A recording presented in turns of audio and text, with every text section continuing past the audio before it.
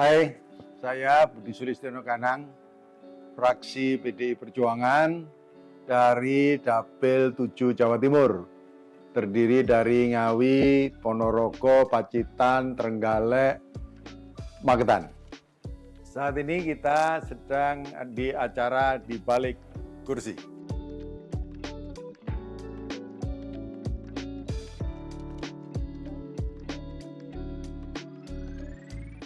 Jadi kalau kita mau runtun sih panjang ya. Sebenarnya kalau kita bicara dari eksekutif dari bupati ke legislatif itu sejak periode yang lalu saya diperintahkan oleh Pak Sekjen untuk segera bergeser ke legislatif di DPR RI. Akan tetapi waktu periode kedua bupati waktu itu di Ngawi, saya baru menjalankan kurang lebih 2 tahun gitu ya. Jadi ini adalah kalau menurut saya ini penugasan partai yang harus saya emban, yang harus saya laksanakan, sehingga ini ya kita laksanakan pada saat sekarang periode ini, kira-kira gitu. Di Kabupaten Ngawi, karena ini pilihan Dewan, DPR, Bupati sudah terpilih, kemudian ada pilihan Wakil Bupati. Nah, saya diajukan untuk menjadi Wakil Bupati, karena memang kita lagi krisis kader, krisis tokoh yang layak untuk dicalonkan. Maka saya dicalonkan. Gitu. Jadi keberuntungan saja, gitu ya, karena saya hebat atau karena saya pinter, enggak lah. Karena nggak ada orang gitu aja. Nah, Wakil Bupati mulai tahun 2000 sampai 2010 Wakil Bupati, kemudian 2010 sampai 2021 Bupati. Jadi dua periode.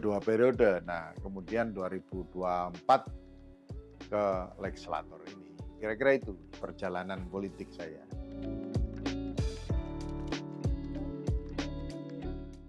Asli dari lahir saya, orang tua saya memberikan nama di akte itu Budi Sulistiono saja. Tapi karena saya dari 4 saudara ini termasuk saya anak yang terkecil dan laki. Maka kalau di Jawa itu ada, kalau yang momong itu ngudang. Ngudang itu ya apa ya? Bahasa Jawanya ngudang, kalau ngudang ini kanang itu. Akhirnya kanang ini berkepanjangan. Sampai dengan sekarang gitu ya. Nah, ketika akan ada pilkada waktu itu ya kita bakukan aja sekali Budi Sulistiono alias Kanang atau Budi Sulistiono Kanang. Kira-kira gitu aja. Nama keberuntungan itu ya. Memang agak sedikit berbeda antara eksekutif dan legislatif. Eksekutif itu memang sebagai eksekutor, mengeksekusi apa saja yang dicanangkan, diperintahkan undang-undang maupun perda-perda yang ada.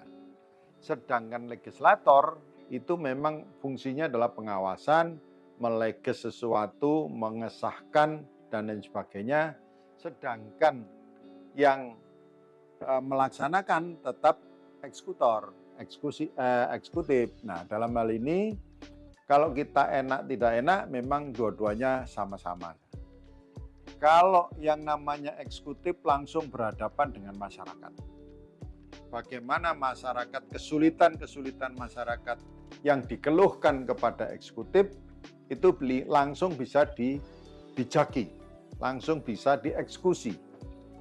Akan tetapi di dalam hal ini kalau kita bicara di legislatif pasti eksekutor lah. Di sini siapa eksekutornya? Bisa menteri, bisa presiden, bisa dirjen dan lain sebagainya.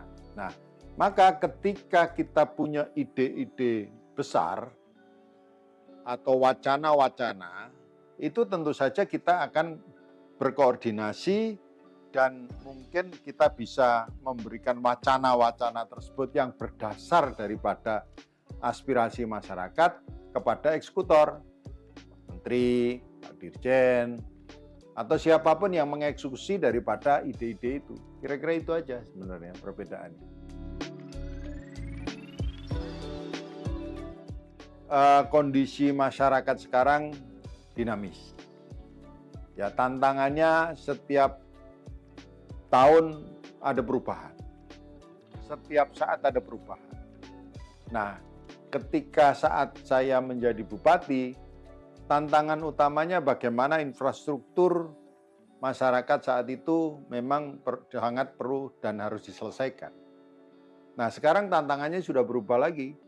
Tantangan sekarang bagaimana lapangan pekerjaan ini betul-betul dilaksanakan dan janji-janji daripada eksekutif ketika kampanye yang lalu katakanlah ada 19 juta lapangan pekerjaan yang harus disiapkan, kemudian hilirisasi dan lain sebagainya, ya ini kita pantau terus, gitu ya.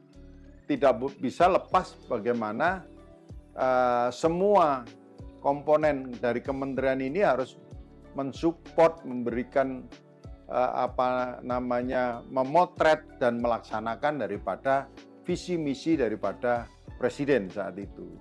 Jika di mana legislatif ini ketika kita di pusat tentu saja akan lebih bisa menyelesaikan permasalahan bangsa ini yang mana makin hari ke depan makin kompleks permasalahannya. Nah, yang terjadi sekarang ini adalah kalau kita bicara demokrasi dan kebebasan, saya melihat sudah mulai ada perbaikan. Akan tetapi ketika kita bicara bagaimana lapangan pekerjaan, bagaimana ekonomi, bagaimana pertanian, bagaimana kedaulatan pangan, ini perlu perjuangan yang luar biasa. Justru ini ide-ide besar kita sebagai anggota DPRD, sebagai legislatif, harus memberikan ide-ide besar. Tidak hanya bagaimana kita meleges saja apa yang dicanangkan oleh pemerintah, oleh negara, tapi bagaimana bisa saling sharing untuk menciptakan keinginan-keinginan masyarakat kita saat ini dan permasalahan-permasalahannya. Saya kira itu.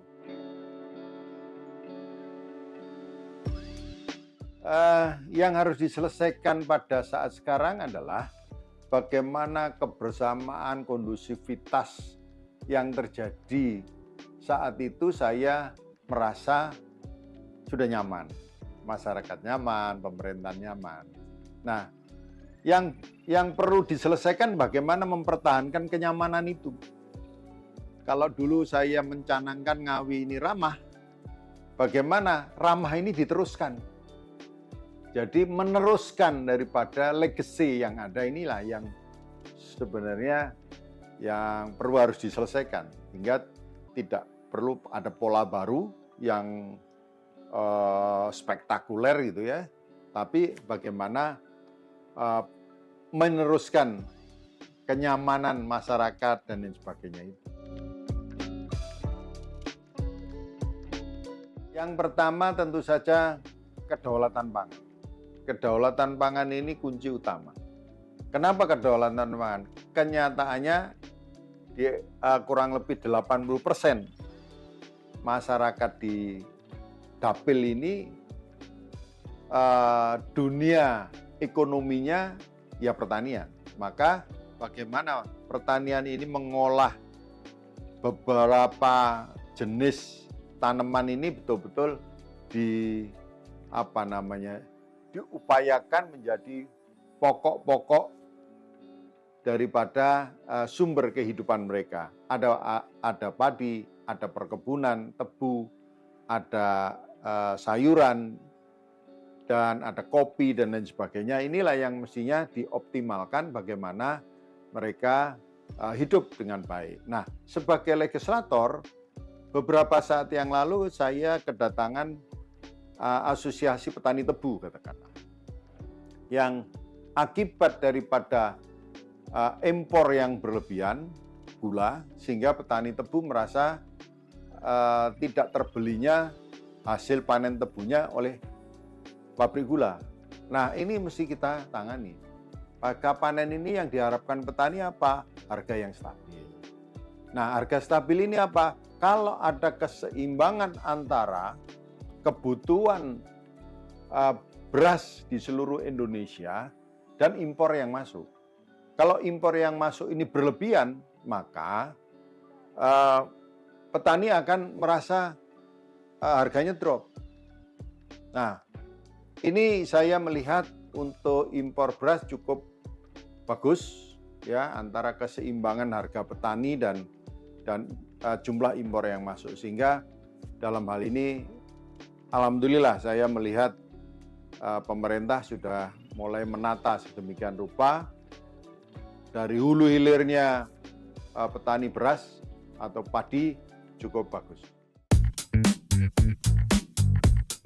Bapak lebih suka kopi daripada teh, benar atau tidak?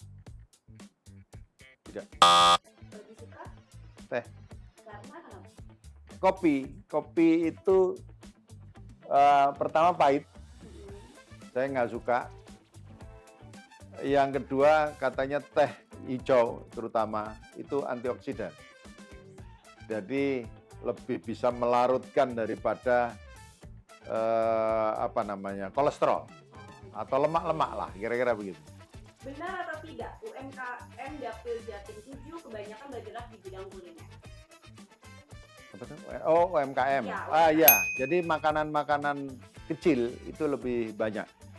di Dapil Bapak? Benar. Ini benar. Nah, Benar atau tidak Bapak aktif di politik sejak usia muda? sejak usia muda ya, Sejak tahun? sejak saya mahasiswa itu masuk ke GMNI.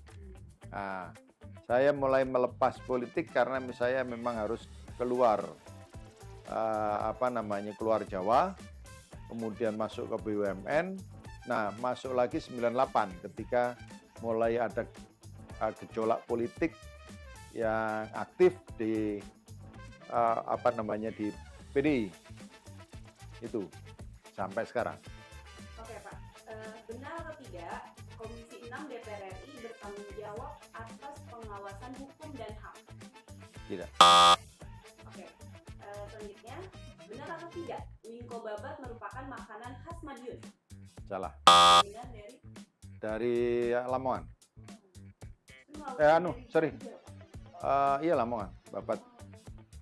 Oke Pak, benar atau tidak Bapak lebih suka kerja lapangan dibanding di ruang kerja? Jadi lebih sukanya tuh turun ke dapil, Ya. menyiapkan yang penting. Benar. Karena Karena baik itu orang eksekutif maupun legislatif, pertama yang harus diselesaikan adalah masyarakat. Ketemu masyarakat, mendengar suaranya rakyat, itu yang pertama. Kemudian yang kedua, tentu saja kalau itu membuat kebijakan bisa via apapun. Tapi mendengar dari masyarakat tidak bisa lewat yang lain, telepon tidak bisa. Lebih baik dengan masyarakat.